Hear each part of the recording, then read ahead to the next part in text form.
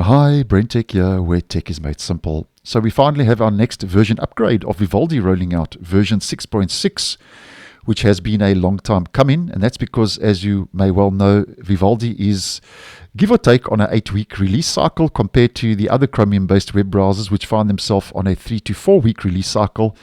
And because of the longer release schedule of Vivaldi, each release does get quite a lot of new features with every version upgrade, and we have the same situation now with version 6.6, which started rolling out maybe an hour or so ago earlier today on the 29th of February. And believe it or not, this is the first desktop update of this year, which Vivaldi says they've rolled out on the extra day of the leap year, being February the 29th. Now, if you are running Windows and you want to double check if you have the update, we head to our main menu, Help, Check for Updates, and this will start the update process automatically if it hasn't done so already. And if we head to our About version page, the browser is sitting on version 6.6.3271.45. And the Chromium platform has also been upgraded now to bring it in line now with the other Chromium-based web browsers, Chrome version 122. And this Chrome update actually includes some important security updates for this week, which are the weekly security updates, which have been rolling out, which include 4 high-risk vulnerabilities that have been addressed. So there are 4 security fixes that have rolled out, and those high-risk vulnerabilities are all exploits in the V8 JavaScript engine, which is a common exploit in the Chromium-based web browsers. So nonetheless, an important security fix rolling out with Chrome version 122. Now, with that all out of the way, I'm just going to jump straight in. And the first new feature is that web panels now gain page navigation and extension support. So as you may well know, you have the ability to add any web page as a web panel in the sidebar by clicking on the Add Web Panel, and then you can just enter the URL and you can add that accordingly. I've just added my YouTube channel, and there's now full support for Chrome extensions, and this is by popular demand, which I think is a nice move. So if you are using some Chrome extensions, those will now work from the sidebar in any web panel that you have added, which I think is a step in the right direction.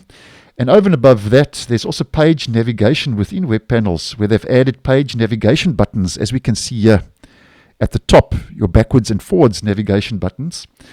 And that's at the top of the web panel toolbar, so you can now easily navigate back and forward as well as back to the panel's start page, which I also think is a nice move. So some interesting developments taking place there for web panels. Now you can also get an instant overview of website permissions and privacy. And as you may well know, websites constantly prompt you for your permissions to do more things, to get your location, access your camera, send your notifications, and so on, just to mention a couple of examples. So if we head over to the settings page and we navigate to privacy and security, you can see now that they've added better control over which permissions websites can request. So if you go to this website permissions in the settings, privacy and security, yeah, you are able to control all the different website permissions, which I think is a nice step forward in regards to privacy. And then moving on to the next, you can set your preferred web page color theme. So some websites, as you may well know, still do not support dark mode. So Vivaldi can now automatically generate a dark color theme by adapting the color scheme of any website. And this is if you head to, in the settings, if we head to appearance, website appearance now, you can have auto, dark, and light. And you can also, if it's not working, you can also force a dark theme on all websites. So just take notice though, if you do force a dark theme, it may break some websites. So just take note of that. But I think that's also a nice little move, as I would say, setting your preferred web page color theme. And then if we use Vivaldi Translate, apparently they say they have improved the performance of Vivaldi Translate with support for 108 languages. So if we just head over to a foreign language site, as you may well know, here we get the Translate in the top right of the address bar, and then you can translate that to any of those 108 languages that are supported.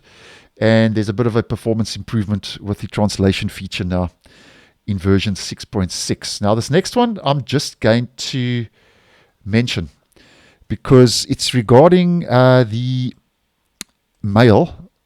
I personally don't use Vivaldi Mail, but if you do, I'm just going to mention this. You can now find your messages in Vivaldi Mail. And Vivaldi says to use the new advanced search to find your messages. Start typing into the search field as you are used to. Vivaldi Mail will then show you every relevant email message, and when you get too many results, you can use the new filters that appear right below the search field, and you can search within the whole message or just the body or header. So as mentioned, you can now find your messages in Vivaldi Mail with a new advanced search if you do find yourself using the mail platform in the browser. And you can also now migrate your data into and out from Vivaldi Notes and the reading list. So for this, if we head up to our file and we head to export, here you can see that you can now export all your notes and note folders from the file. As mentioned, the file export notes menu. And for reading list, you can also export from the file export reading list menu. So here we go. That's export reading list and export notes. And you can also download both of those, reading list and your notes, to a local drive. And you can also import your notes and reading list. So for this, we head back to the file, the main menu file, and import from applications or files.